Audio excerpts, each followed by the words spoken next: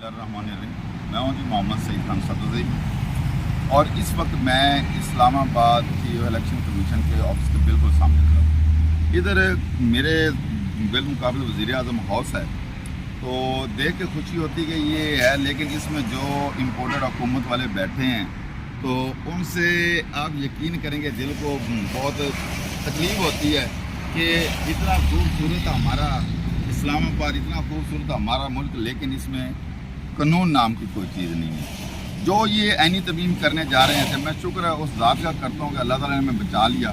और पहली दफ़ा 70 साल में पहली दफ़ा ये हुआ है कि 70 साल में पहली दफ़ा ये जो तरमीम थी या इस तरह का प्रोपेगेंडा था, गैरानी ये काम कर रहे थे, तो वो नहीं हुआ।